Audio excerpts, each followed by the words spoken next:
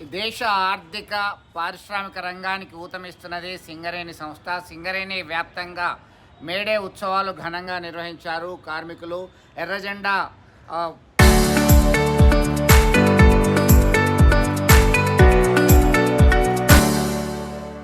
ఫలితంగానే కార్మికుల యొక్క చట్టాలు సంక్షేమం కొరకు ప్రయోజనాలు అందుతున్నాయని చెప్పి భావించడం జరిగింది. దీనిలో భాగంగా 1886లో మే 1వ తేదీన జరిగినటువంటి పోరాట ఫలితంగానే కార్మిక దినోత్సవం ప్రపంచవ్యాప్తంగా అమల్లోకి వచ్చింది. దీనిలో భాగంగా అనేక సంక్షేమాలు ప్రయోజనాలు అందాల్సినటువంటి తరుణంలో కేంద్ర రాష్ట్ర ప్రభుత్వాల యొక్క నిర్లక్ష్యము, అణిచివేత ధోరణితోని కార్మికుల యొక్క సంక్షేమం కుంటుపడుతుంది. పని గంటలకి సంబంధించి కావచ్చు, ఇతర అనేక ప్రయోజనాలు లేకుండా పోయాయి.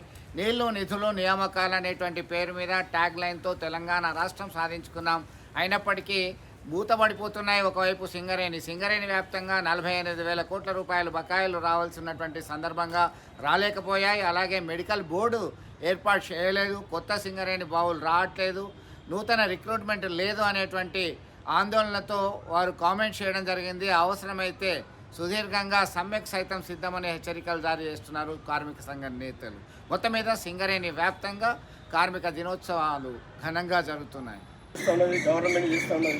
అక్కడ కేంద్ర గవర్నమెంట్ అయితేనేమి, ఇక్కడ రాష్ట్ర గవర్నమెంట్ అయితేనేమి, మన సింగరేణికి రావాల్సినటువంటి 48,000 కోట్ల డబ్బు ఇవాళ మనకి ఇవ్వకుండా, ఇవాళ స్పేర్ పార్ట్స్ కూడా మన కంపెనీకి రాకుండా తెప్పిస్తలేమంటే డబ్బు లేదని చెప్తున్నటువంటి యజమాన్యము.